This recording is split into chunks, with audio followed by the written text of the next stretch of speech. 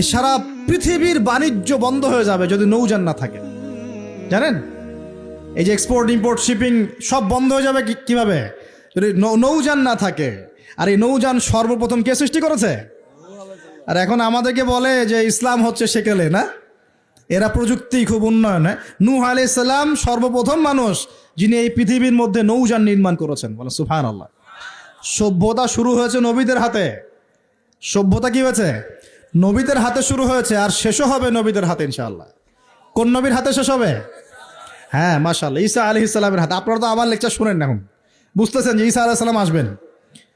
হ্যাঁ, তিনি আসবেন, এমনি এমনি আসবেন না। তিনি আসবেন এই ইহুদিবাদীদের হাত থেকে এই জেরুজালেম মুক্ত করার জন্য ইনশাআল্লাহ। তিনি আসবেন ইনশাআল্লাহ। অপেক্ষা করতে বলেন খালি। আজকে যে জুলুম আর নির্যাতন সারা বিশ্বে করছে, ঈসা আলাইহিস সালাম যখন আসবেন পাথর পর্যন্ত কথা বলা শুরু করবে। পাথর কথা বলবে, গাছ কথা বলবে। ইয়া মুসলিম ইন্না ওয়ারালিয়াহু তাআল ফাকতুলহু, আসো, আমার পিছনে একটা লুকিয়ে আছে, আসো হত্যা করে যাও। ঈসা আলাইহিস সালামের হাতে দাজ্জাল মারা যাবে এই যে বাবেলুদ নামক জায়গায়। এই বাবেলুদ জায়গাটা এখন প্যালেস্টাইনের মধ্যে পড়েছে। ওইখানে দাজ্জালকে মারা হবে। ঈসা আলাইহিস সালামের নিঃশ্বাস তার গায়ে গিয়ে লাগবে, ও মারা যাবে। ঈসা আলাইহিস সালামের দোয়া ইয়াজুজ আর মাজুজের ধ্বংস হবে। ঈসা আলাইহিস সালাম জেরুজালেম থেকে পুরো বিশ্বে আবার ইসলামিক খিলাফা কায়েম করবেন ইনশাআল্লাহ। এটা না হওয়া পর্যন্ত কিয়ামত হবে না ইনশাআল্লাহ তাআলা। অতএব হতাশ হওয়ার কিছু নাই। তো যেটা বলছিলাম, সভ্যতা শুরু হয়েছে নবী দ্বারা, শেষ হবে কার হাতে? নবীর হাতে। এখন নূহ আলাইহিস সালাম 950 বছর দাওয়াত দিয়ে কি ফলাফল হলো? 40টা বা 80টা পরিবার ইসলাম কবুল করেছে। কতটা? এখানে তো আপনারা মাশাআল্লাহ হাজার মানুষ বসে আছেন, কথা শুনছেন, সৌভাগ্যের বিষয়। সারা জীবন দাওয়াত দিয়ে 40 বা 80টা ফ্যামিলি। আল্লাহ পাক বললেন নৌযান নির্মাণ করো, আমার আযাব আসতেছে। কি আসতেছে? আযাব আসতেছে। কেন আযাব? কারণ এই মানুষগুলো, নূহ আলাইহিস সালামের কওমের লোকগুলো একটা মহাপাপ করেছিল। তারা ওয়াদ্দা, ইয়াগুস, ইয়াউক, নাসর এরকম কিছু মূর্তি বানিয়ে নিয়েছিল, এবং এই স্ট্যাচুগুলোর তারা ওয়ার্শিপ করত, উপাসনা করত। এমনি এমনি উপাসনা করতো না। আপনাকে বুঝাচ্ছি। প্রথম যে প্রজন্মটা ছিল ওদের, ওই প্রজন্মকে শয়তান ওয়াসওয়াসা দিয়েছে কি, যে এই ওয়াদ্দা, ইয়াগুস, ইয়াউক, নাসর এই যে নামগুলো সূরা নূহে আছে, এই ব্যক্তিরা ছিল খুব পুণ্যবান সৎ ব্যক্তি। তারা খুব ভালো আল্লাহওয়ালা ছিল, আল্লাহর ওলি ছিল। শয়তান ওয়াসওয়াসা দিয়েছে তোমরা এই তাদের মূর্তি নির্মাণ করে মসজিদের বাইরে রেখে দিবে। মসজিদের কোথায়? বাইরে। যাওয়া আসার সময় ওদেরকে দেখলে একটা মানে উৎসাহ আসবে যে আমরাও তাদের মতো হই। শয়তান এইভাবে নেক্সট সুরতে ধোঁকা দিয়েছে। ওই জেনারেশন এই কাজটাই করেছে। এরপর আরও 100-200 বছর চলে গেছে, শয়তান এবার পরের জেনারেশনকে ওয়াসওয়াসা দিয়েছে, আরে তারা তো অনেক বড় বড় মানুষ ছিলেন, এখন মসজিদের বাইরে না, ওদেরকে ভিতরে ঢুকাও। এবার তারা ওই মূর্তিগুলো সব ভিতরে ঢুকানো শুরু করেছে। এগুলো হিস্ট্রি পড়ে দেখেন, তাফসির আছে, জালালাইন পড়ে দেখেন, ইবনে কাসির পড়ে দেখেন। তো এবার তারা ঢুকালো ভিতরে। সেজদা করছে না কিন্তু মূর্তিতে, তারা খালি রেখে দিয়েছে ভিতরে, যে তাদেরকে দেখবো, দেখে আমার ইবাদতে মনোযোগ আসবে। উদ্দেশ্য কিন্তু ভালো। উদ্দেশ্য কি? ভালো। এবার এই প্রজন্ম যখন চলে গেল, পরের প্রজন্মকে শয়তান বলছে আরে তারা আল্লাহর ওলি ছিল, তাদের কাছে চাইলেই পাওয়া যাবে। এবার সরাসরি সেজদা শুরু হলো মূর্তিতে। এইভাবে গ্র্যাজুয়ালি আস্তে আস্তে আস্তে আস্তে শয়তান প্রথম মূর্তি পূজা চালু করেছে বিশ্বের মধ্যে। বুঝলেন কিভাবে? নেক্সট সুরতেই ধোঁকা দিয়েছে শয়তান। আমরাও এখন মুসলমানরাও সুবহানাল্লাহ, আমরাও এখন এগুলোর পিছনে পড়ে যাচ্ছি, পড়ছি না? সবার ঘরে ঘরে ছবি, মূর্তি এখন, সুবহানাল্লাহ। আর এই যে আমাদের সেলফি সংস্কৃতি, এটাও তো একটা মূর্তির অংশ হয়ে যাচ্ছে। প্রয়োজনীয় ছবি তোলা যায়, অপ্রয়োজনীয় ছবি তোলার কি দরকার আছে? মুসলিমরা কি করবে? আসসালামু আলাইকুম রহমতুল্লাহ, ওয়ালাইকুম আসসালাম রহমতুল্লাহ, মুসাফা করবে। মুসাফা থেকে ফারেক হওয়ার আগেই গোনা সব ঝরে পড়ে গেছে। এইটা সুন্নত। ভাই তাকান, দুই তাকান, ভাই হুজুর তাকান, কি দরকার আছে এগুলার? প্রয়োজন নাই। আর এগুলো আমাদের পরকালে বাঁচাবে না। পরকালে বাঁচাবে? যে নবীর যত সুন্নত অনুসরণ করবে সে নবীর তত কাছে থাকবে ইনশাআল্লাহ।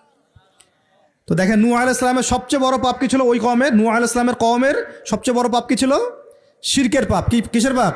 শিরক আর কুফর। এর ফলে আল্লাহ পাক কি করলেন দেখেন। এরপর আল্লাহ পাক বলছেন তুমি সবগুলোকে একজোড়া করে উঠাও নৌকায়। এখন যত এই যে প্রজাতির গাছপালা দেখছেন, পশু পাখি দেখছেন, সব একজোড়া করে তিনি উঠালেন। কোথায়? তাহলে চিন্তা করেন নৌকাটা কত বড় ছিল, বিশাল। আল্লাহু আকবার। সব একজোড়া করে উঠালেন। এরপর আল্লাহ রাব্বুল আলামিন বলছেন যে ওয়াফারাত নূর, একদম মাটি ফেটে থলথল করে পানি বের হওয়া শুরু হলো, আসমান থেকে প্রবল বৃষ্টি বর্ষণ শুরু হলো। আল্লাহ সূরা হুদের মধ্যে বলছেন যে বৃষ্টির ফলে স্রোতগুলো এত উঁচু ছিল যে পাহাড়ের উপর দিয়ে উঠে যাচ্ছিল স্রোতগুলো, পাহাড়ের উপর দিয়ে পানির স্রোত যাচ্ছে। আর এই সময় নূহ আলাইহিস সালামের এক ছেলে, তার 4 ছেলে ছিল। কয় ছেলে? এক ছেলের নাম হচ্ছে হাম। হামের বংশধর হচ্ছে এই যে আফ্রিকান মানুষরা, কালো চামড়ার মানুষরা হামের বংশধর। এক ছেলের নাম শাম। শামের বংশধর হচ্ছে আরবরা, এই যে আরব পেনিনসুলা যারা থাকে এরা শামের বংশধর। এক ছেলের নাম ইয়াফাস। ইয়াফাস হচ্ছে ইউরোপিয়ান যারা, পশ্চিমারা, এরা ইয়াফাসের বংশধর, রোমানরা।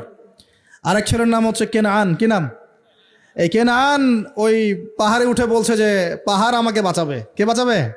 পাহাড়। আমার দরকার নেই ওঠার, তুমি যাও গা, পাহাড় আমাকে বাঁচাবে। নূহ আলাইহিস সালাম বলছেন যে আল্লাহ, আমার ছেলে, আমার আহাল, বাঁচাও তাকে। আল্লাহ পাক বলছেন এরপর বিশাল এক ঢেউ আসলো, বাবা আর ছেলের মাঝখানে আড়াল করে ফেললো, শেষ নাই, সন্তানের সাথে আর দেখা নাই। নূহ আলাইহিস সালাম কান্নাকাটি করে বলছেন আল্লাহ, ইন্নাহু মিন আহলি, আমার ছেলে আমার পরিবারের একজন, আল্লাহকে মাফ করে দাও। আল্লাহ পাক ধমক দিয়ে বলছেন লাইসা মিন আহলিক, সে তোমার পরিবারের কেউ না, সে তোমার পরিবারের। আল্লাহর কাছে এইসব বংশ, রক্ত, রং, এইসবের কোনো দাম নাই। কিসের দাম আছে? তাকওয়া, ইমানের দাম আছে। নবীর সন্তান হয়েও যদি ইমানদার না হয় আল্লাহ পাক জাহান্নামে দিয়ে দিবেন, কোনো কিছু যায় আসে না আল্লাহ পাকে। আলেমের সন্তান হয়েছেন, এত গর্ব কিসের? নিজের আমল, আকীদা, ইমান আগে ঠিক করতে হবে।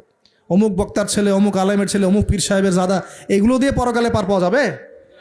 নিজের ইমান আমল ঠিক করতে হবে। নবীর সন্তান পার পাচ্ছে না, বলছে লাইসা মিন আহলিক, সে তোমার পরিবারের কেউ না। আল্লাহ বলছেন লাইসা মিন আহলিক, সে তোমার পরিবারের কেউ না। আল্লাহ পাক কোনো দয়াই করলেন না এখানে। কুফরের মধ্যে ছিল, ইমান ছিল না, শিরক করেছে আমার সাথে, কিসের দয়া, কিসের খাতির? তো প্রিয় ভাইরা, এখান থেকে শিখলাম কি, যে নূহ আলাইহিস সালামের যুগে আযাব কি কারণে আসছে? শিরকের কারণে। আগে শিখলাম, প্রথমে মনে রাখবেন, 1 নম্বর শিখেছি শয়তানের তাবেদারি করার কারণে শাস্তি এসেছে, পরীক্ষা এসেছে, 1। 2 নম্বর হচ্ছে হিংসা, গুড, হিংসা বিদ্বেষের কারণে কি হয়েছে? আল্লাহ পাকের শাস্তি চলে আসছে। 3 নম্বর, এই যে শিরকের পাপের কারণে কি হয়েছে? আল্লাহর শাস্তি, গজব চলে আসে। আরো সামনে যান, আমি একটু শর্টে শেষ করবো ইনশাল্লাহ। আরো সামনে যান, এবার আসে আদ জাতি। কি নাম? আদ জাতির লোকেরা অনেক লম্বা চওড়া, এক একজনের দেহের এমন কাঠামো যে পাহাড় কেটে কেটে বাড়ি নির্মাণ করতে পারে।